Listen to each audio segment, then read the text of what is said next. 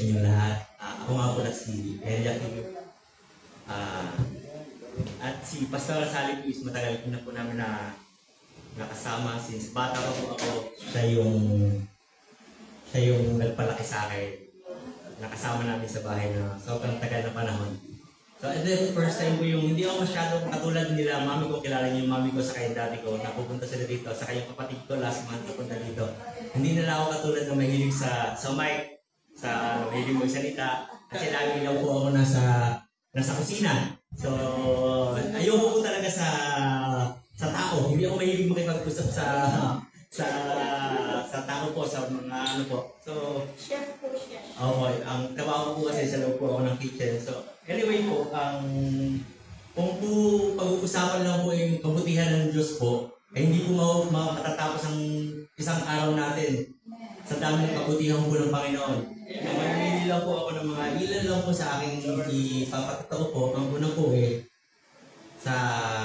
nung apoy magkaroon po ng asawa, saka ng anak po.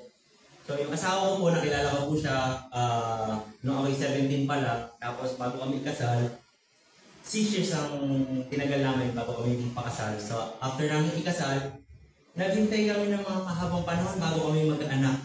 Inabot kami ng almost 7 years. 2012 kami kinasal, 13 kami kinasal, tapos 2019 kami nagkaanak. So, lagi po kami nagtatry, lagi po kami nag-uusap po ang nagplano namin. So, tagal na pa lang po, hindi kami binibigyan ng anak po.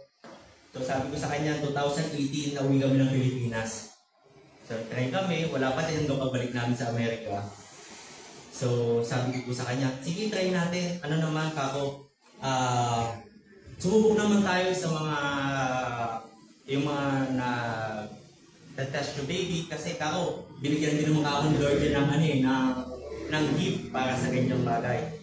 So, pumunta kami from St. Thomas, lumipad kami ng Barbados. Nagstay kami sa Barbados ng 14 days.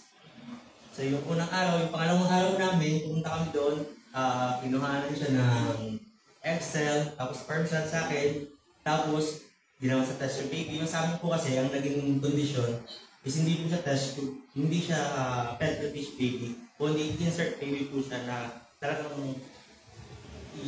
pinapasok pinili po para ipasok. So, may nakuha po, mina-harvest po sa kanya ng 23 eggs. Meron po sa kanyang na-harvest na 23 eggs. So, bawat araw, sabi namin, ang daming na-harvest, so okay. So, every 2 days, tinatawagan kami ng doktor. Sabi nga nung pang 2 days, mga tawag ng doktor, 18 na lang ang natitira sa na-harvest namin na eggs. So, hindi ko ito kinukwento sa lahat ng mga tao, kahit sila mami, hindi halos alam kasi masyado sila minsan makulit dahil lagi kaming inaano ng asawa ko na mag-anak pa kayo ng isa. So, ngayon ito, para malaman din nila mami. Kasi nung tayo na yun, so from 23 eggs, naging 18 eggs, tapos the following day, yung mga sumunod ng mga araw, naging 15, naging 11. So hanggang dumating na po ngayon yung time na ipapasok na sa kanya yung egg. So bago yung day na yun, sabi namin, dasal kami, Lord, kahit isa lang po, kahit na hindi na mabuhay, kahit isa lang po ang mabuhay, masaya-masaya na kami. Kasi the last 2 remaining days, ang tawag sa amin ng doktor, meron na lang po natitira na 5 eggs na harvest namin sa from 23 eggs. So, sabi namin, as long na may 5, pwede ba yan?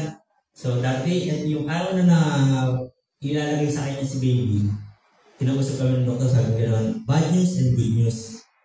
Sabi gano'n ng doktor, kasi sabi ko, sige, saan ba tayo magsisimula? Sabi ko, sa bad news po muna.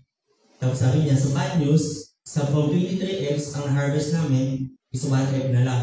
From 23 is 1. Yung isa, class C, tapos sabi niya naman, ang good news naman, is yung isang egg is class AA. So sabi naman ni Mrs. So, si Mrs. iyak na kasi from 23, tagal namin doon. Ang tagal ng, parang ano namin na pinaghihintay na, tapos from 23, naging 1 na lang. So iyak na sabi ko sa kanya, huwag ka akong mag-alala kasi nagdasal na tayo kay Lord. Tapos at least ang binigay sa atin is class AA. Sabi ko, huwag kang mawala ng pag-asa.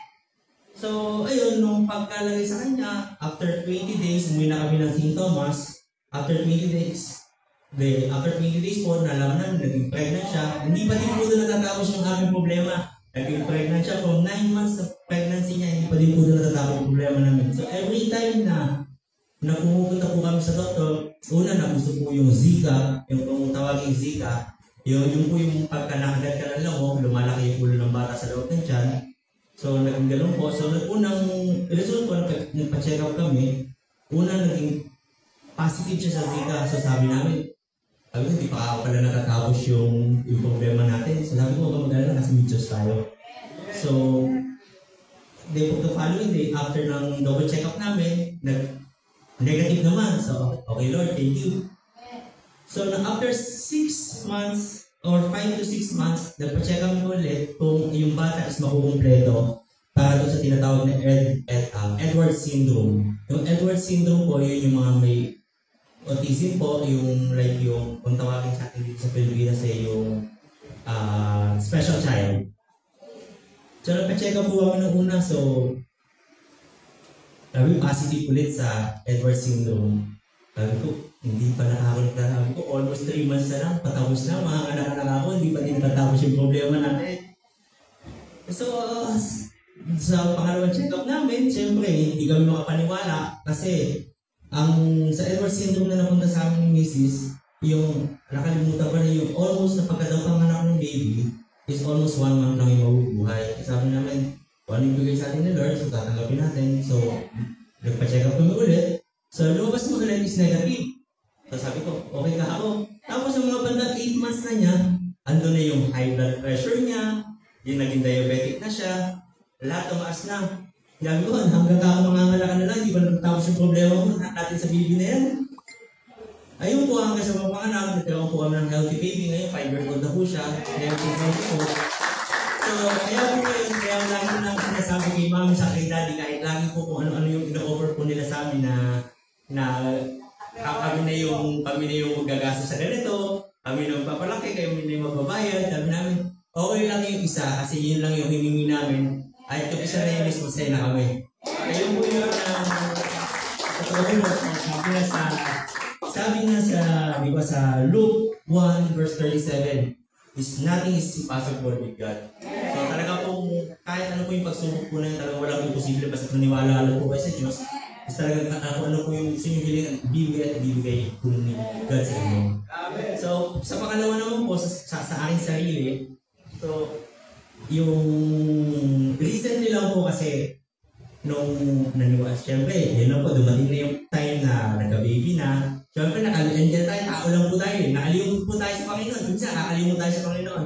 So, mapakatagal po po na hindi nag-church. Almost, sobrang tagal. Like, 3-4 years na. Pero po, lagi ako nagba-Bible study. Pero hindi ako pumupunta sa Sunday church service po.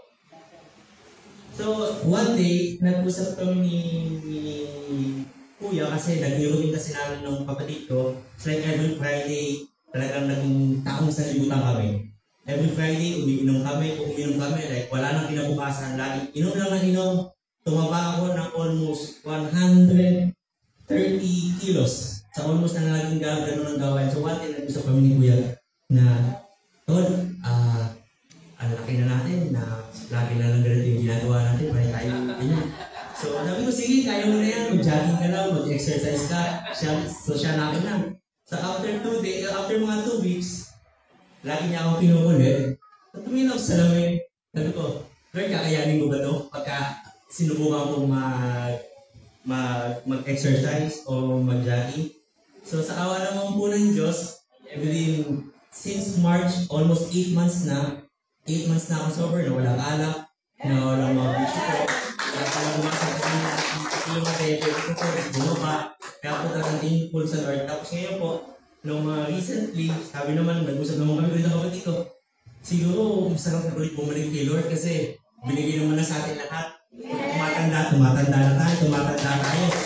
Yung mga lahat ng mga pinagalapan ng sabi nga dun sa verse sa Roman 8:18. So, sabi gano'n, the pain that you've been feeling can compare to the joy that is coming. Sabi sa akin ni Kuya, sa tagal natin naghihirap sa negosyo ng pinag-ahirapan natin sa negosyo ng mga magulang natin. Tapos darating tayo sa point na hindi natin mapapakinabangan kasi panay sinisira natin yung binigay sa ating katawan ng Diyos. So nagsimula ko lang na hindi kami uminom, nag-diet kami, nag-exercise, nag-jogging. Ngayon, ako nakaka 10 kilometers na ako. Si Kuya, 23 kilometers na. Yesterday, yung tinakbo niya within 2 hours, nakatakbo na siya ng 23 kilometers in 2 hours. So ako naman po, nagtatry na din ako unti-unti kasi sobrang laki po talaga tinaba ko. From 130 pounds, bumaba ako ng almost 87 kilos.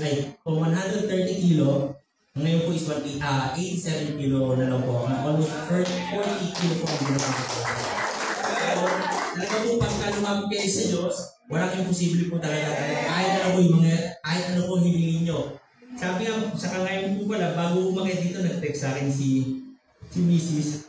Sabi ko, pares ka ako yung binigay sa akin ni Lord ngayon na the verse.